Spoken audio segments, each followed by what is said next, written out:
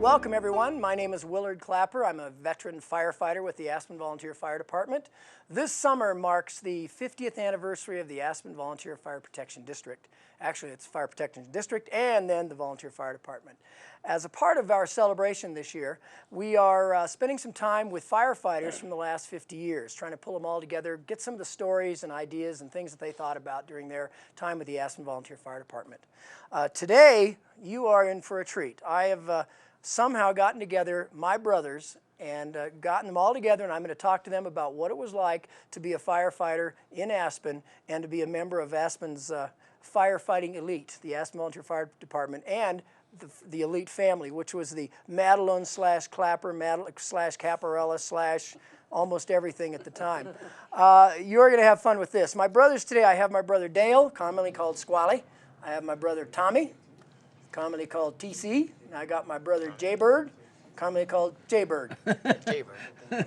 Anyway. And Willard, commonly called Chipper. And I'm commonly called Chip, yeah. Chip. Anyway, I want to start out, guys. We grew up in a firefighting family. Our dad was the chief, and it was a pretty cool time to be in Aspen in the 60s and 70s and all of that. And you guys were a big part of that. First, what was it like? What was it like when the fire siren went off in our family, in our house? Squall, what was it like? Well, the fire alarm would go off, and all of us kids would be there like little puppy dogs, waiting which one was going to be able to go into the fire. Exactly.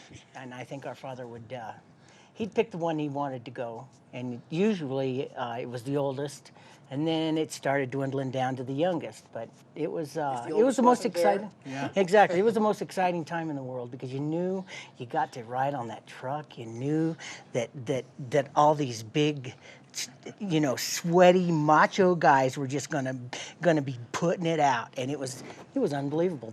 I used to pray for fires. I just wanted. I wonder a fire how many so he started. Yeah. I wonder where Squally is today. Yeah. He was here an hour ago. Structure fires were absolutely the most fun thing in the world. And we actually had structure fires then. Yeah, we don't have many anymore, but we had occasionally. Tommy, what was it like for you?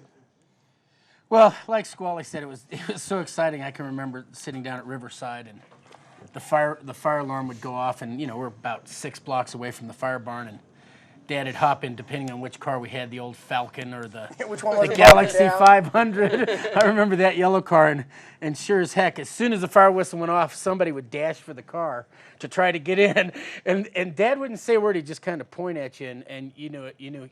I'm the one to go.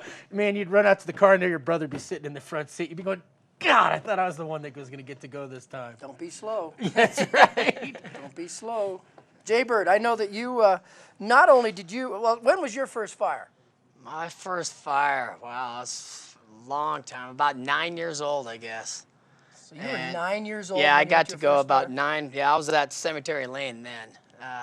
Yeah, we'd moved up a lot. We moved up then, and I actually get to drive into the big rigs. Dad had the big GMC, and yeah, my big thing was I got to turn on the light and watch the light go around. Maybe sometimes I got to turn the siren on. Oh, I never that got was to good. do that. Well, he didn't have sirens back then. I hate you, Jay. But, not only that, you told me a story before you came in. You actually predicted a couple of fires. Yeah, about. What was that all about? About 10, 11 years old, I guess. Happened a couple times. It was just late at night, and I just started getting I went to bed, and I just started getting some weird feelings of just, my stomach was kind of tossing and turning, and I just felt that I kept hearing the siren blowing over and over and over. And so I went into my brother Timmy's room that night, and I said, Tim, there's going to be a fire tonight. And of course, they didn't believe me. So they go back to bed. And a couple hours later, I was like, I know it. I woke back up and went in to Timmy's room again, and there it was. Fire whistle blew, and it happened. Then the second time, I actually woke my dad up to tell him that there was a fire. Naturally, he didn't believe me, but then all of a sudden the fire pager went off, and from then on, it was like, okay, I do, yeah, do. But that's the only 2 times. Now the point I'm trying to make here is that this firefighting tradition goes deep.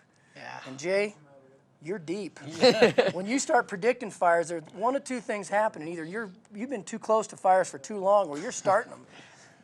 We never were quite sure. Well, our family ties to the firefighting service go way back, obviously because of our uncles. And I interviewed the Madalones and Stogie and Jess and others, and Charlie Madalone, and all of those guys were actually firefighters before the department, before the Aspen Volunteer Fire Department was formed by the district.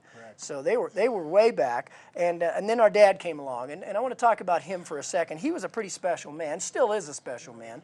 You know, the bell out in front of the station is dedicated to him in his 14 years of service as the chief, just the chief.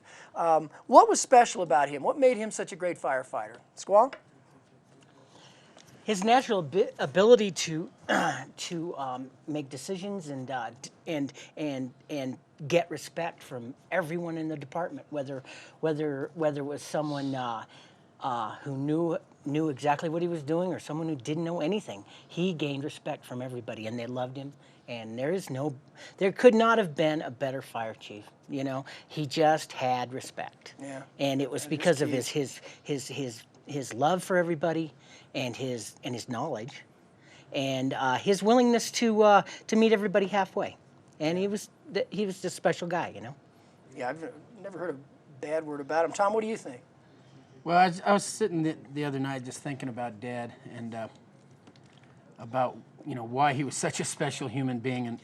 And Squally kind of hit it on the head. It was not only respect that he had for everybody, it's Dad had an innate common sense. And I know we use the word common sense, but it ain't so common, you know. None of us ever got it. Exactly. He had the most incredible common sense and decision-making prowess.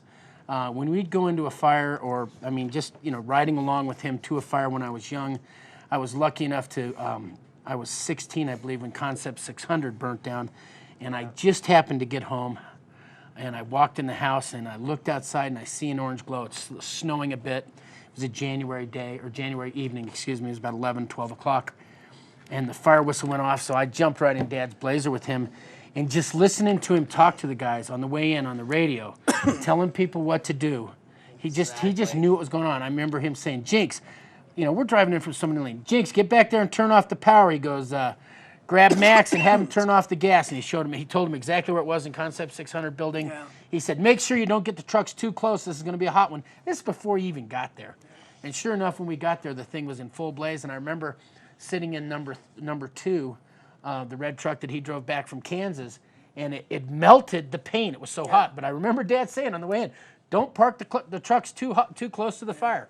He just knew. Maybe it was 3. Yeah, it was engine 3. Engine 3, that's right, because they sold 2.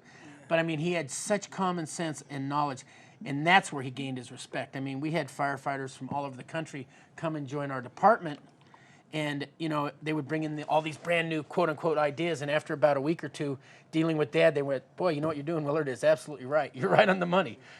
Yeah, he was very well respected for sure. Jay Bird, that leaves us with another member of our family who wasn't a firefighter, but it was equally as important. That was Mom. Now, our mom passed away a few years ago, but why was she so important to this whole picture? Oh, man, she just kept us all together, I think.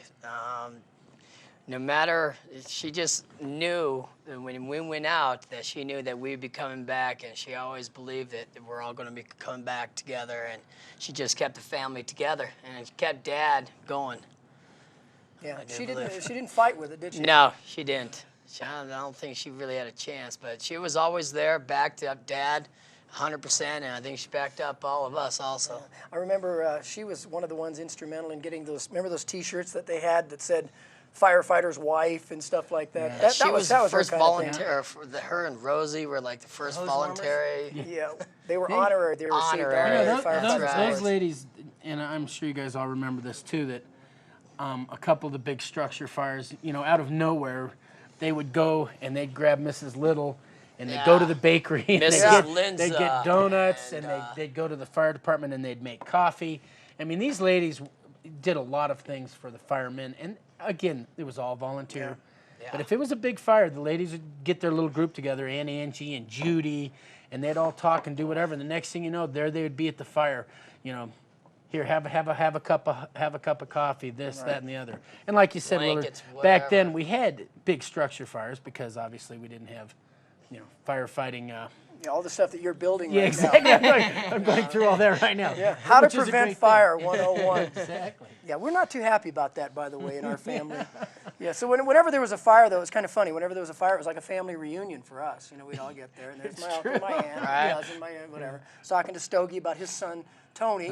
Tony he started going to fires early, and Stogie said that there were times when Stogie would be in bed and he'd go, I don't want to go. And Tony would get up and say, come on, let's go. We're going to the fire. Yeah, let's go. Anyway, so family ties were strong. As a matter of fact, I know that lots of people couldn't get on the department for years. It wasn't until the 70s that people could get on the department if they were outside of the families. They just couldn't do it. Just couldn't do it. Let's talk about your first fire, what you remember. I get to start because mine was my first fire. Okay, I was recently married, sort of recently married. I don't know, not recently, whatever. Anyway, I was on the department, and the fire siren went off. My little pager went off, and oh yes, I'm going to the fire. So I went to the car, got in. My wife had left the key on, so it was dead. Tell them where you were. So I was down at the bottom of the hill. I was down where Clark's Market is now. So I ran in. I pulled my gear out of the back, put it on, grabbed my bike, and I rode my bike up the hill. Mill Street. Up Mill Street, and around the corner in. And who's standing there? My Uncle Stogie. Stogie's looking at me, and I pedal up, and he starts laughing, and he goes, well, Chip, they're on their way back. Fire's over. Oh, no. And man, did I take a beating when they got back. Oh, Chief's son, bicycles to fire. Anyway, Squall, what was your first fire? Do you remember? Oh, yeah. You know, I don't remember my first fire, but I remember one of the funniest and most enjoyable fires I ever went to was we'd all been taking in libations late at night, and we had a pretty good fire. State of affairs. A pretty good fire out on Cemetery Lane, and I was with some friends that were not firemen, and these friends were. Well, of course, when something like that goes on, you know, you just can't deny those guys some fun. So they jumped on the back of the truck and off we went. And it was like John Flanagan and Eric Brucker. And these guys were like, what, you know, Dave, and we're going, where are we going? You know, and we get to this fire and we're running around like the Three Stooges. I remember John, he's up on Larisky's shoulders and he reaches up and he grabs his elk antlers and rips these elk antlers off the wall, and I remember one of us hung one of the fans on the shades, and it ripped the shades down. And I remember swinging this ladder around, and Dad came in and just, okay, everybody's out of here, you know. And we were trashed. It was the days you could get away with that, I guess. Squally with the ladder bumping I remember somebody came out and said, "Get your brother out of there." I said, "Why? He's got the ladder." He goes, "What do you want? Hey, where is he?" The guy's ducking.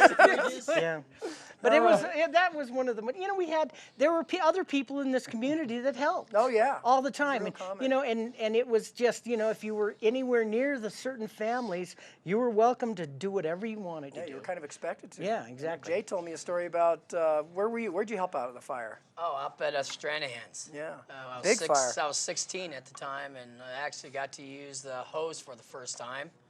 And that was a lot of fun. I thought that was the biggest thing ever to do. It was. For me, And then you were bragging about it. Chicks dig that. Hey, they all thought I was 21 at the time. I was only 16, and so yeah, I was feeling pretty good on that. Tommy, what about your first fire? Well, my first, I wasn't quite on the department yet. I think I was around 20. It was 4th of July, and I was just about to graduate college the next year. And we'd all go to the fire barn, and that's when we'd all help make all the displays and everything. The ground display. Exactly. And they were just getting ready to do all the ground displays on Aspen Mountain, and sure enough, the fire whistle goes off, and I'm sitting right at the barn with Mom. You know, everybody is up doing their thing, and I was there because they always left a few firemen. I believe Uncle Stogie was there, and they said we've got a brush fire on Smuggler, so we jump in the truck, and Stogie goes, "Hop on, TC!" And so I'm hopping on. I'm like, "This is cool," you know. I put the hat on and the hood on, and we hit there, and sure enough, there's a little brush fire going, and Stogie jumps out, and there were a couple other firemen. And he said, "Grab the 1.5-inch line." Luckily, I knew what that was, 1.5 inch. Where's my tape, you know? So I grabbed the 1.5-inch line, and I run out there like an idiot, and I start spraying the fire, and I can hear Stogie say, "Make a fog!" I'm like, whatever that means. So I mess with the nozzle, and I start putting out the fire, and then all of a sudden I feel behind me because I had my shorts on and just the turnout jacket getting warm, and I turn around, and the fire had jumped over me and started behind me. Ooh. Little scary. That's why they do training now. Yeah, training's an important thing. Very important. Luckily, I turned around and got it out, and by then another truck came and we put the fire out. And again, it was I believe some kids lighting off fireworks, but that was my first unofficial official fire. Yeah, those rotten kids are probably my friends. Yeah, it's probably his friends. Yeah. I didn't do it this time. Jay, do you remember your first fire? I can't remember. I think it was like the Alps, and we went there, and we actually I thought it was going to be we all thought it was going to be a drill, but it ended up being a real fire. So we ended up going there, and you know, got to do that. Then we found about 2 hours later, we found out where the drill was, and that was up at Snowmass. So we're going up with Squally, and we went up there, and we're doing our practice drill. Then all of a sudden, the pagers go off again, and Alps reignited. So we came back into Aspen, and Squally was riding with me in the truck at the time, and I gave him a little scare, I think. He didn't know I could. A little fast? I was doing about 70, 80 miles an hour in my gas company truck at the time. Don't tell Dad that. Don't tell Dad that. But Squally was going, Jay. You're going, Jay. Going, but then the biggest fire I think I can't remember what was kind of the same thing with Tommy. That I actually got the first time I got to wear a mask and the MSA and all that good stuff, and I was in the fire, and all of a sudden looked up and the fire started coming back up and over us. Yeah, flash over, and that was probably the scariest moment I've ever had, and it was like, wow, this is really for real. Yeah. Fire is scary. It's hot. It is hot. We all have probably great memories of fun stuff, but there were definitely some scary times. I remember probably the scariest time I had, Willard, was on Red Mountain. It was the Rivers house. They had just sold it, the 3-ring circle. And we went up there, and it was a 2 or 3 alarm fire. I mean, the whole structure was engulfed. Yeah. And we went up there, and I remember I grabbed a hose, and I came around one side with another fireman. I can't remember who it was. And we started hitting it pretty hard with water. And I hit the power box, or whatever they're called, the big electrical thing, and it started arcing. And I could hear Dad on the radio, "Jinx, God damn it, turn that thing off!" I'm like, I obviously didn't hear the old man swear very often. No. You didn't have to. And I turned the water off because obviously it's a pretty good conductor of electricity. But that was pretty scary. I mean, my hair was starting to do this number. It's like hear Dad's voice, and you knew when you're in trouble when His voice when it goes down a little bit or goes up a little bit, and you're just like, oh my God. Definitely pay attention to that. No doubt. All right, let's talk about the barn. Now, we spent much of our youth at the barn. We call it the barn. The barn. It's actually a fire station, but no, we call it the barn. And I thought it was our house. It was a second house. I mean, that's where everybody was during any time, any evening, whatever it was, especially summertime. Yeah, everybody was down at the barn, and things happened at the barn. Now, what are some things that you remember happening at the barn? Be gentle. Squally, I don't have any specifics, but you're right. It could have been any time of the day, and there was always someone playing pool and having fun there. Yeah. There were times, of course, that people had accidents coming in and out of the barn. But oh yeah, I wasn't ever one of those guys, but there were a few. But I think that that was part of the whole mystique. It was not only a family. Yeah. And the barn was everybody's house, and everybody felt so comfortable there. And I don't know. I have never been so accepted or felt so good about anything in my life when other than being with the department and being accepted by all these people, you know, all these older ladies, you know, that were much older than us, and all of a sudden they talked to us like we were real people, you know, because we were on the fire department. And it was like, wow, I've gotten over this threshold, this maturity, and it was kind of like the rites of passage into maturity was just the greatest feeling in the world. I don't think that I would have ever Especially wanted when you're young. I mean, we'll go in there and all these older guys looking at you going like, who is this little shit? And, And come in there, and I was, of course, but it's like I actually got in, go in there, and I get to go into the cupboards and get some food, and you know. I feel bad about taking a cocoa. No, and the best is always looking to see who is always on the couch. That was the couch. Ugly couch. I mean, that couch, and luckily I was never on it, but man, there's always one or two people who are always there. And they were there because they had a rough night. A rough night. Yeah. I think rough that the barn itself probably saved a few marriages, Willard. Probably. When people were a little upset with their spouse or whatever, it was, you know, you're out of the house. Well, they wouldn't freeze because they could go to the barn. Right.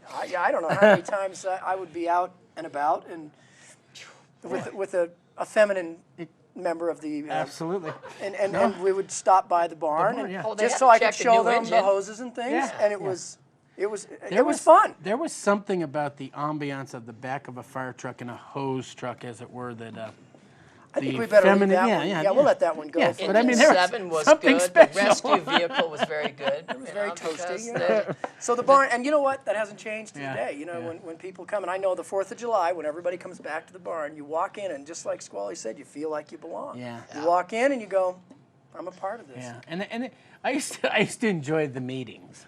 Oh, I mean, they were some of the meetings were funny. that's where some serious humor came out, and yeah. I'll tell my one little story, which I believe you and I and were you there? I Maybe don't I know You gotta Squally say was this, there, you but gotta it's say it. the Sturtevant story.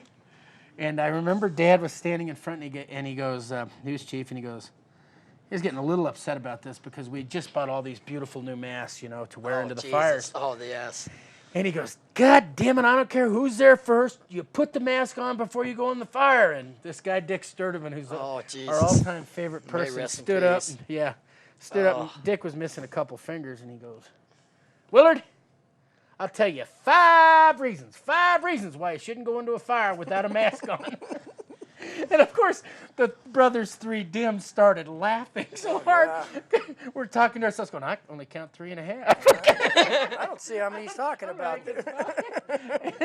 and Dad turned around and gave us the look. Oh, yeah. Oh, my God. Oh, it also goes with that for the Stranahan fire. He comes up, he was on a ladder, and he grabbed 1.5 inches by himself, and he did basically the same thing. With 5 reasons why you should never, ever grab a hose by yourself. Because he was doing this. Dick, I mean, he weighed maybe 110 wet. Yeah. You know, with a full bunker He was a gear true on. character. Oh man, He was a was true it funny. character. Let's talk a bit about, our time is starting to dwindle here. The parade. We used to have a great time in the parade. We still do. You guys are always in the parade. And one of the funniest, the most fun times we had was when we got our hose carts out. Our old 1800 hose carts. And I like that. well, that's the ladder. Yeah, we had actually had the hose cart. But anyway, we all did that and made it the big papers. It was all out there. And the 4 of us were in our poses. In our tights and our blue shorts and our red fire Red shirts. fire outfits. Oh man. That was a kick. You know, we're going to bring those out this year again, and everybody's going to be able to see them. So maybe we can as soon as Jay's hip's back in shape, we'll be able to We can do it. that. We can do it. That would be fun to walk that again. That would be fun. And you guys, did any of you guys ever do the fireworks? I did the fireworks one. It was a winter skull, and I did it with you. And there was actually, we got to shoot them off up higher on top of Nell. And the scariest thing was I was the guy that got to put the shells in. And you were the one that were firing it. And he was like, I came like this, so I got out of the way, and it never went off. And then, you know, so we kept going. Then eventually, boom, it went off. And we're right next to each other and went off. And finally, that's the scary part. But the fun part was after it was all over, you, myself, and Daryl Grove got a big old blanket. And we went from the top of Nell to the bottom. And on a tarp. One of those big tarps. And we were you know, we brought out the little schnapps and boy. Celebratory libation. There you go, there you Yes, go. very good. And by the time we hit the bottom, it was a hoot. We're flying. We were having that's some fun. Well, you guys probably remember too, back in the old days, and I'm not even sure any of us were firemen, but when the fire department got real M80s and real cherry bombs, Yeah. and Military. Dad would give us each one or two. There were a few fun times had then. He'd give us one or two. Yeah, 2 reasons why not to light them off. That's right, 2 big reasons. It always made me wonder why he gave us cherry bombs. And I mean, I never got I mean, any cherry the bombs. military M80s, those quarter stick of 36. dynamite, and he used to give them to us like he thought we were responsible. I don't know. You know, after a while, I should thought, know you know, better. there's got to be a reason why he's giving us I think these. he was trying to get rid of us. There were 6 I'm kids, and he had to get rid of us. pretty One of sure us that might had to have go. Way too much food. All right, we have to start closing this thing. If you have one, what's your best memory? Best memory of the fire department?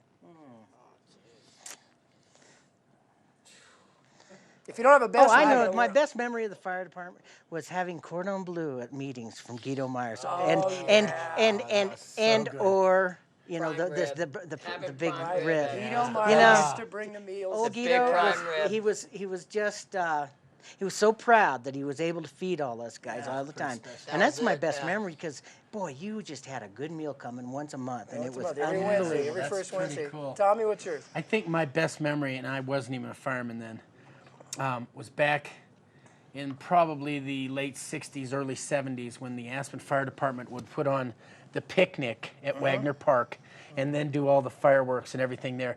Just that whole day as a kid. Yeah. Hanging out at the picnic, eating the food, drinking the soda, playing with your friends, getting Playing a in the spot. park. Yeah. Getting a spot, putting down a blanket, hanging out, watching the ground display and the fireworks, and then afterwards cruising town.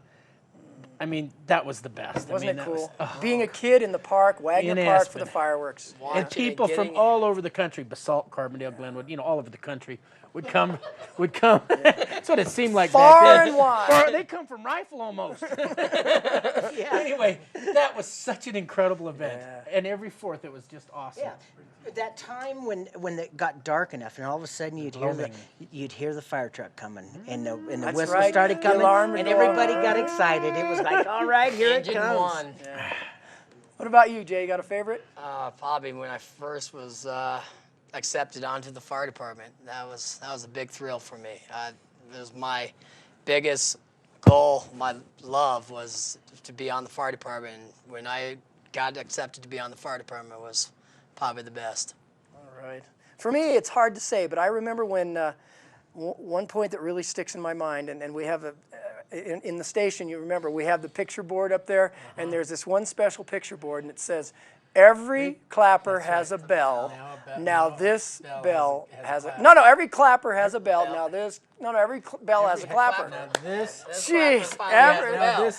Now this clapper has a bell, and there, that was that was where they dedicated the park, the little park, to Dad, and the big silver bell that was given to us by Gillespie. That's and, right. And that park is special. I was married in that park. Yeah, that's And right. We're going on still our ring that we're bell. going on our 19th wedding anniversary. And you're going to the bell. 22nd. We're going to go back to the bell. All right, that'll be good. Christening. Anyway, that's one, and that's one of That's my good. fondest That's memories awesome. of Mom in her funny little red and white hat, and Chief's wife or whatever it Wasn't was, she special? and watching Dad receive that award from I think he Sterling, actually and had tears in his eyes. yeah, it was a hard one to see that. We'd never seen that before. But anyway, that was a very special moment.